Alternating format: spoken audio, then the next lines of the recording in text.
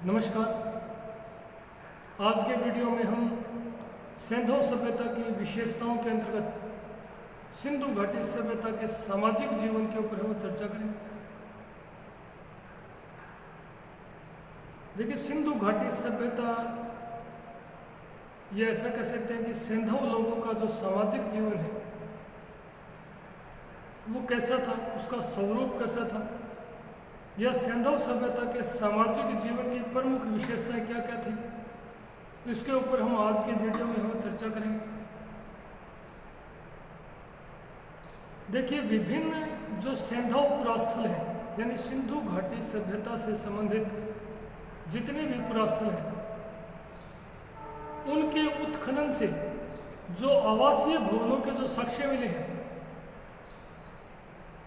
उन आवासीय भवनों के साक्ष्यों से वो ऐसा प्रतीत होता है कि संभवतः समाज की सबसे छोटी इकाई परिवार था। अब आप कहेंगे कि सर कैसे पता चला? देखिए, परिवार भी दो प्रकार के होते हैं, एकल परिवार और संयुक्त परिवार। विभिन्न सिंधु पुरास्थलों पर जो पूर्वीय बस्तियां मिली हैं, जहां पर अधिसंख्यक आवासीय भवन ही मिले हैं, उन भवनों के आकार के आधार पर यह अनुमान लगाया गया है कि संभवतः सिंधु घाटी सभ्यता में वो एकल परिवार रहा करते थे, क्योंकि जो मकान या जो भवनों के जो अवशेष मिले हैं वो केवल एक परिवार के रहने लायक ही मकानों के अवशेष मिले हैं।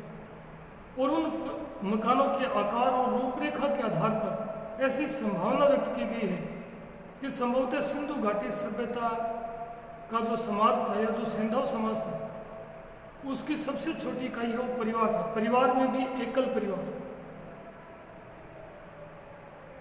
इसी प्रकार विभिन्न सिंधु पुरास्थलों से जो बड़ी संख्या में नारी मूर्तियां मिली है तथा मोहरों के ऊपर नारी का भिन्न भिन्न स्वरूपों में जो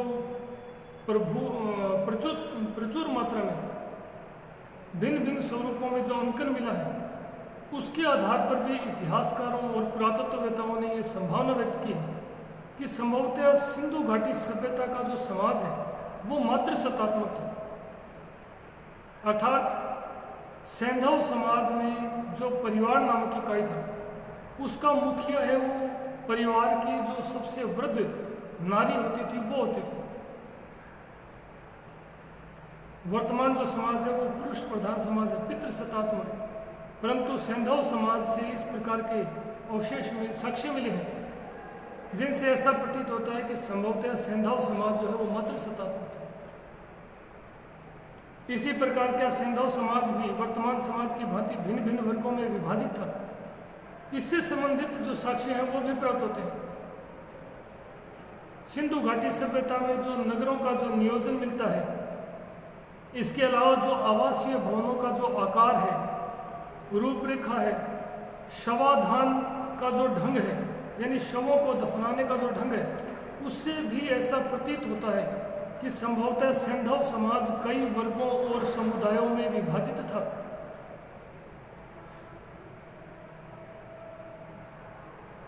जिसके बारे में विस्तार से मैं आगे बताऊंगा आपको कि किस प्रकार से शवाधान से पता चलता है कि सिंधु समाज कई वर्गों या कई समुदायों में विभाजित था। इसी प्रकार जो सिंधु समाज है वो एक प्रकार से शांतिप्रिय और समष्टिवादी समाज था, क्योंकि सिंधु घाटी सभ्यता में किसी भी प्रकार से तीक्ष्ण और किसी भी प्रकार के तीक्ष्ण और आयुध हथियार जो रक्षात्मक हथियार हैं वो नहीं मिले हैं। उनसे ऐसा प्रतीत होता है कि जो सिंधु सभ्यता है वो एक शांतिप्रिय सभ्यता थी। सिंधु समाज की जो एक और विशेषता दिखाई देती है वो है अंत्येष्टि क्रिया यानी शवाधान का तरीका। देखिए, सिंधु घाटी सभ्यता के विभिन्न पुरास्थलों के उत्खनन से जो कब्रों के अवशेष मिले हैं, उन कब्रों के अवशेषों से शवों को वो तीन प्रकार से दफनाए जाने या उनका अंतिम संस्कार तीन प्रकार से किए जाने का साक्ष्य मिला है, जिन्हें नाम दिया गया है पूर्ण शवाधान, आंशिक शवाधान और तीसरा है कलश संस्कार या दाह संस्कार। पूर्ण शवाधान से मेरा तात्पर्य है कि पूर्ण शवाधान के अंतर्गत सिंधु सभ्यता में शव को है वो उत्तर से दक्षिण की ओर दफनाया जाता था, यानी मृत्यु के बाद व्यक्ति के शव को उत्तर दिशा में सर और दक्षिण दिशा में है वो पैर रखकर उसे दफनाया जाता था। लेकिन हड़प्पा में वो एक ऐसी कब्र मिली है जिसमें मानव शव को दक्षिण से उत्तर की तरफ दफनाया गया है, यानी उसका सर दक्षिण की तरफ है और पैर उत्तर की तरफ है, जिसकी पहचान जो पुरातत्ववेत्ता जो इतिहासवेत्ता है उन्होंने उसकी पहचान एक विदेशी के रूप में की, क्योंकि इस कब्र में जो शवाधान है वो दक्षिण से उत्तर की तरफ किया गया है, जबकि जो हड़प्पा में जो अन्य शवाधान मिले हैं उनमें एक प्रकार से मानव शवाधान उत्तर से दक्षिण की तरफ, यानी सर उत्तर की तरफ पैर दक्षिण की तरफ करके दफनाए जाने के साक्ष्य मिले हैं। इसी प्रकार अन्य जो सैंधव स्थल है वहाँ से भी भिन्न भिन्न प्रकार के वो शवाधान के साक्ष्य मिले हैं, जैसे कि लोथल जो कि एक बंदरगाह नगर था,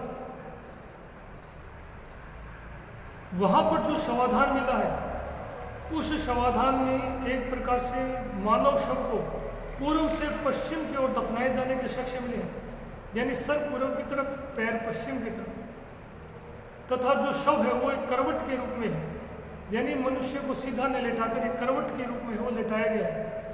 लोथल में जो कब्रें मिली हैं उनमें मानव शवाधान पूर्व से पश्चिम की तरफ किया गया है, साथ ही साथ जो शव है वो करवट के रूप में है। इसी प्रकार युगल समाधि के साक्ष्य भी मिले हैं लोथल से ही। लोथल में ही हमें पहली बार एक ही कब्र में एक स्त्री और पुरुष को है वो एक साथ दफनाए जाने के साक्ष्य मिले हैं। युगल समाधि प्रश्न पूछा जाता है कि युगल समाधि के साक्ष्य कहाँ से मिले थे? लोथल। इसी प्रकार सैंधव सभ्यता कालीन पुरास्थल रोपड़ जो कि पंजाब में स्थित है, वहाँ से एक मानव के साथ साथ कुत्ते को दफनाए जाने के साक्ष्य भी मिले हैं, यानी मानव शव के साथ साथ कुत्ते को भी दफनाया गया। सिंधु घाटी सभ्यता से संबंधित जो सबसे बड़ा कब्रगाह है वो हड़प्पा में मिला है और इसे R37 नाम दिया गया है। शवाधान का जो दूसरा प्रकार मिला है वो है आंशिक शवाधान। आंशिक शवाधान के अंतर्गत है वो मनुष्य की मृत्यु हो जाने के बाद उसके शव को वो खुले में पशु पक्षियों के खाने के लिए छोड़ दिया जाता था और तत्पश्चात जो शेष बच्चे अवशेष होते थे उनको इकट्ठा कर वो एक स्थान पर दफना दिया जाता था। इस प्रकार के शवाधान के साक्ष्य भी विभिन्न सैंधव पुरास्थलों से वो बड़ी संख्या में प्राप्त हुए। शवाधान का जो तीसरा तरीका है वो है आंशिक शवाधान कलश शवाधान, या जिसे हम दाह संस्कार भी कह सकते हैं। इसके अंतर्गत है वो मनुष्य की मृत्यु हो जाने के बाद उसके शव को जला दिया जाता था और जलाने के बाद उसके जो अवशेष होते थे उनको किसी कलश या मंजूषा यानी कि एक मटके में वो एकत्रित कर दिया जाता था और एकत्रित करने के पश्चात उसे मनुष्य के वो दैनिक जीवन में काम ली जाने वाली वस्तुओं के साथ दफना दिया जाता था और इस प्रकार के शवाधान को कलश शवाधान या दाह संस्कार कहते थे। तो इस प्रकार जो सैंधव सभ्यता का जो या सैंधव लोगों का जो सामाजिक जीवन था उसके बारे में हमें जो मुख्य जानकारी है वो मुख्य रूप से पुरातात्विक स्रोतों से ही प्राप्त होती है। विभिन्न सैंधव पुरास्थलों से जो भवन स्मारक जो मूर्तियाँ या जो अन्य कलात्मक अवशेष मिले हैं उनसे हमें सैंधव समाज की वो कुछ विशिष्टताओं के बारे में पता चलता है जिनके बारे में हमने चर्चा की।